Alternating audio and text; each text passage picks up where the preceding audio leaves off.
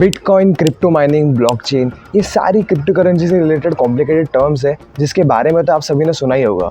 और फिर ऐसे न्यूज़ आर्टिकल्स पढ़े होंगे जिसमें कुछ लोग हैं जिन्होंने कुछ सालों पहले बिटकॉइन में इन्वेस्ट किया था और आज वो बिलियनर्स हैं। The guy you see next to me is the secret Bitcoin billionaire. और ऐसे सब न्यूज़ देखकर बहुत से लोग हैं जो बिटकॉइन में एक्चुअली इन्वेस्ट करना चाहते हैं, लेकिन उन्हें एक्चुअली इन टर्म्स का मतलब भी नहीं पता है और ये भी नहीं पता कि इसके पीछे का सिस्टम आखिर काम कैसे करता है। आज के वीडियो में हम यही जानने की कोशिश करेंगे।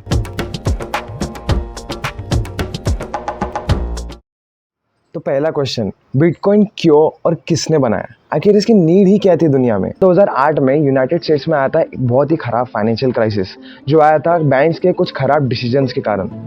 और इससे सिर्फ अमेरिका को ही नहीं बल्कि पूरी दुनिया को एक बहुत ही खराब फाइनेंशियल क्राइसिस फेस करना पड़ा था।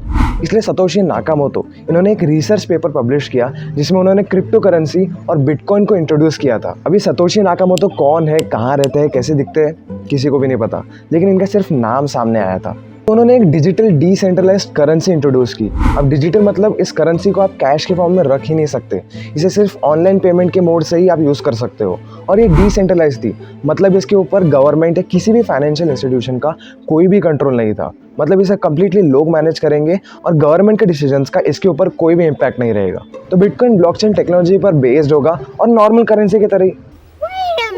ये ब्लॉकचेन क्या है? ब्लॉकचेन एक ऐसी डिजिटल स्प्रेडशीट होती है जहां पर आप आपकी इवेंट्स, एक्टिविटीज या फिर ट्रांजैक्शंस रिकॉर्ड कर सकते हो। और इस डिजिटल स्प्रेडशीट को कहा जाता है लेजर। तो बेसिकली ये एक ऑनलाइन पोर्टल होता है जहां पर कुछ ब्लॉक्स होते हैं जिसमें डेटा स्टोर किया जाता है। और ये जो ब्लॉक्स है ये एक दूसरे से कनेक्टेड होते हैं, इसलिए इसे कहा जाता है ब्लॉकचेन टेक्नोलॉजी। और ये डेटा परमानेंटली रिकॉर्ड हो चुका होता है और इसे आप कोई एडिट नहीं कर सकता। अब इसका यूज हम इलेक्शन में भी कर सकते हैं, जैसे अपनी आइडेंटिटी बिना दिखाए हम ब्लॉकचेन टेक्नोलॉजी के थ्रू वोट कर सकते हैं और उसके बाद में इसे एडिट नहीं किया जाएगा, जिससे इसमें मैनिपुलेशन नहीं होगा। तो बहुत से लोगों को ईवीएम और बैलेट बॉक्सिंग के मेथड पर वोटिंग के लिए इतना भरोसा नहीं है, तो ब्लॉकचेन इसमें हमें हेल्प कर सकता है। और जो भी लोग इस ब्लॉकचेन के नेटवर्क में होते हैं वो इस रिकॉर्ड को आकर कभी भी देख सकते हैं। अब आपने किसी को कोई प्रॉपर्टी बेची हो या फिर आपको कोई ब्रांड नेम हो जिसके ऊपर आपको कॉपीराइट रजिस्टर कराना है, या तो फिर आपने कोई इन्वेंशन किया हो जिसके ऊपर आपको पेटेंट रजिस्टर कराना है, ये सारे काम आप ब्लॉकचेन टेक्नोलॉजी के थ्रू कर सकते हो। अब क्या ये काम नॉर्मल वेज में नहीं हो सकते? किए जा सकते हैं, लेकिन उन लोगों के साथ इतने ट्रांसपेरेंट, इतने परमानेंट और इतने कम टाइम कंज्यूम करने वाले नहीं है। जैसे अगर मुझे नॉर्मल वेज में अपना एक्सप्लेन का लोगो कॉपीराइट कराना है तो इसमें 1 साल का टाइम लग सकता है, लेकिन ब्लॉकचेन टेक्नोलॉजी के थ्रू मेरे डॉक्यूमेंट्स को वेरीफाई किया जाएगा और कुछ मिनट्स में ही मेरा कॉपीराइट रजिस्टर हो जाएगा। लेकिन ये जो बिटकॉइंस है ये सर्कुलेशन में कैसे आते हैं? जैसे हमारे रुपये के जो करेंसी नोट्स है ये आरबीआई प्रिंट करता है। बिटकॉइन आखिर प्रोड्यूस कैसे होता है? तो एक बिटकॉइन प्रोड्यूस करने के लिए कंप्यूटर को बहुत सारे टफ कैलकुलेशंस करने पड़ते हैं। अभी हमारा नॉर्मल कंप्यूटर नहीं कर सकता, ये बहुत हाईटेक हार्डवेयर वाला कंप्यूटर होता है। अब ब्लॉकचेन टेक्नोलॉजी में हर ब्लॉक का एक हैश कोड होता है, मतलब एक 16 डिजिट का नंबर होता है जो उसका कोड होता है। अब कंप्यूटर पिछले डेटा के हिसाब से बहुत सारे कैलकुलेशंस करते हैं और इस कोड को गेस करने की कोशिश करते हैं। इससे आपने जो ट्रांजैक्शन करने की डिमांड की है वो वेरीफाई हो जाता है और बिटकॉइन प्रोड्यूस हो जाता है। इस बिटकॉइन को प्रोड्यूस करने के मेथड को बिटकॉइन माइनिंग कहा जाता है और जो लोग ये बिटकॉइन को माइन करते हैं उन्हें माइनर्स कहते हैं। तो बहुत सारे माइनर्स होते हैं जो एक साथ एक मैथ प्रॉब्लम को सॉल्व करने के पीछे लगे होते हैं और जो भी माइनर इसे सबसे पहले सॉल्व कर लेता है उसे बिटकॉइन के फॉर्म में ही एक रिवॉर्ड मिलता है। तो क्या अनलिमिटेड बिटकॉइंस माइन किए जा सकते हैं? नहीं। सतोशी नाकामोटो ने जब इसका एल्गोरिदम लिखा था तब उन्होंने एक लिमिट सेट की थी कि सिर्फ 21 मिलियन बिटकॉइंस ही माइन किए जा सकते हैं, जिसमें से 90% ऑलरेडी माइन हो चुके हैं। लेकिन एल्गोरिदम को इस टाइप से भी डिजाइन किया गया है कि हर 4 साल में एक बार बिटकॉइन माइन करने की स्पीड को आधा कर दिया जाए। इसलिए लोग ये प्रेडिक्ट कर रहे हैं कि आखिरी बिटकॉइन ईयर 2140 तक माइन किया जा सकता है। लेकिन बिटकॉइन इसलिए बना था ताकि इसका यूज़ एक नॉर्मल करेंसी की तरह किया जा सके। जैसे अगर मैंने कोई चीज़ खरीदी तो उसके जगह मैं रुपये नहीं बल्कि एक बिटकॉइन दूंगा। लेकिन लोग इसका यूज़ करेंसी की तरह नहीं, एक इन्वेस्टमेंट की तरह कर रहे हैं। अब इसका यूज़ करेंसी की तरह करना काफ़ी टफ भी है क्योंकि इसके प्राइसेस बहुत कम टाइम में बहुत ज़्यादा फ्लक्चुएट हो सकते हैं। अब मान लीजिए कि आप किसी रेस्टोरेंट में गए खाना खाने के लिए, आपने 100 रुपये की एक थाली ऑर्डर की जिसका बिटकॉइन टर्म्स में प्राइस था 5 बिटकॉइंस। आपने खाना खाया और आधे घंटे बाद आप जब बिल पे करने के लिए गए तो उसका प्राइस हो चुका था 10 बिटकॉइंस। तो अब आप कौन सा प्राइस पे करोगे? क्योंकि इसमें इतने ज़्यादा फ्लक्चुएशंस होते हैं, इसका करेंसी की तरह यूज़ करना बहुत टफ काम है। इसलिए लोग इसका यूज़ इन्वेस्टमेंट या फिर ट्रेडिंग की तरह कर रहे हैं। मतलब जब बिटकॉइन के प्राइसेस काफ़ी कम होते हैं तब उसे खरीद लेते हैं और जब बहुत ज़्यादा बढ़ जाते हैं तब बेच देते हैं। पर जब लोग इसे एक इन्वेस्टमेंट या फिर ट्रेडिंग की तरह यूज़ कर रहे हैं तो ये जानना बहुत ज़रूरी हो जाता है कि इसके प्राइसेस आखिर किन फैक्टर्स के कारण इफेक्ट होते हैं। इसमें पहला फैक्टर है सप्लाई और डिमांड।